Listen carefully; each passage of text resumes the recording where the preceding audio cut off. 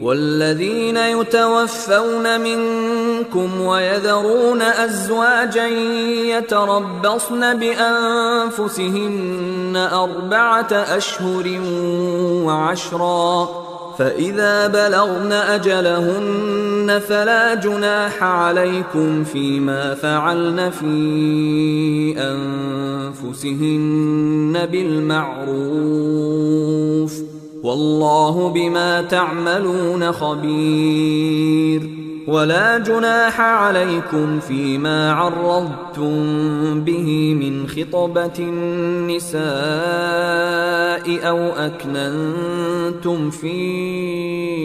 أنفسكم، علم الله أنكم ستذكرونهن ولكن لا تواعدوهن سرا إلا أن تقولوا قولا معروفا، ولا تعزموا عقدة النكاح حتى يبلغ الكتاب أجله، واعلموا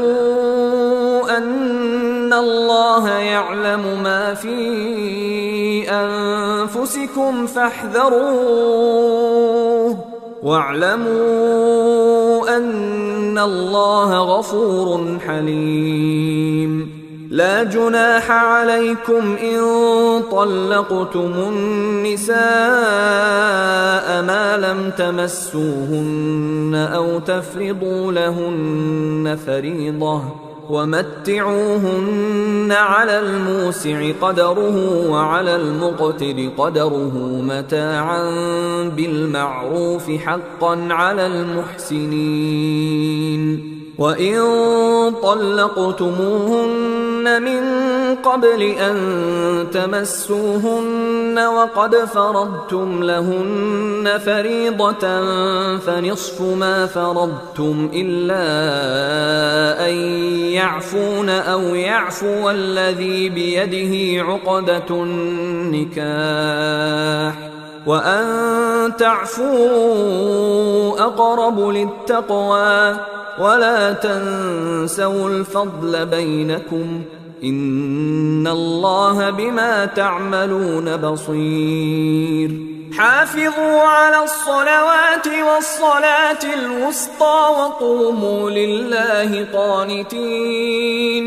فإن خفتم فرجالا أو ركبانا، فإذا أمنتم فاذكروا الله كما علمكم ما لم تكونوا تعلمون. والذين يتوفون منكم ويذرون أزواجا وصية لأزواجهم متاعا إلى الحول غير إخراج،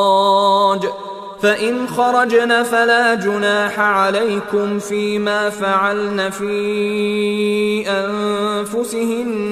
من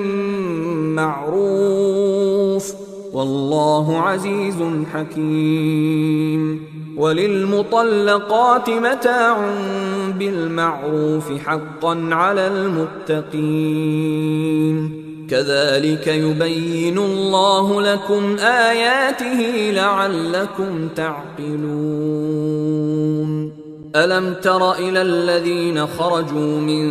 ديارهم وهم ألوف حذر الموت فقال لهم الله موتوا ثم أحياهم، إن الله لذو فضل على الناس ولكن أكثر الناس لا يشكرون. وقاتلوا في سبيل الله واعلموا أن الله سميع عليم. من ذا الذي يقرض الله قرضا حسنا فيضاعفه له أضعافا كثيرة، والله يقبض ويبسط وإليه ترجعون. ألم تر إلى الملأ من بني إسرائيل من بعد موسى إذ قالوا إذ قالوا لنبي له مبعث لنا ملكا نقاتل في سبيل الله قال هل عسيتم إن كتب عليكم القتال ألا تقاتلوا قالوا وما لنا ألا نقاتل في سبيل الله وقد أخرجنا من ديارنا وأبنائنا فلما كتب عليهم القتال تولوا إلا قليلا منهم والله عليم بالظالمين وقال لهم نبيهم إن الله قد بعث لكم طالوت ملكا قالوا أنى يكون له الملك علينا ونحن أحق بالملك منه ولم يؤت سعة من المال قال إن الله اصطفاه عليكم وزاده بسطة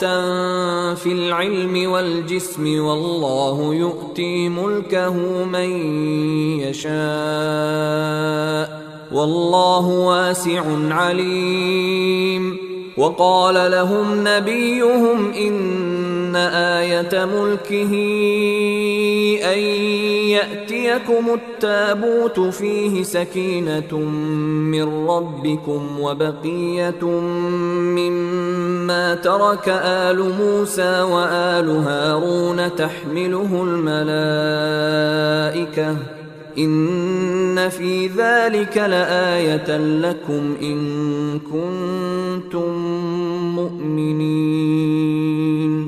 فلما فصل طالوت بالجنود قال إن الله مبتليكم بنهر فمن شرب منه فليس مني ومن لم يطعمه فإنه مني إلا من اغترف غرفة بيده فشربوا منه إلا قليلا منهم فلما جاوزه هو والذين آمنوا معه قالوا لا طاقة لنا اليوم بجالوت وجنوده قال الذين يظنون أنهم ملاقو الله كم من فئة قليلة غلبت فئة كثيرة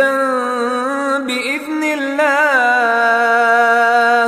والله مع الصابرين ولما برزوا لجالوت وجنوده قالوا ربنا أفرغ علينا صبرا وثبت أقدامنا وانصرنا على القوم الكافرين فهزموهم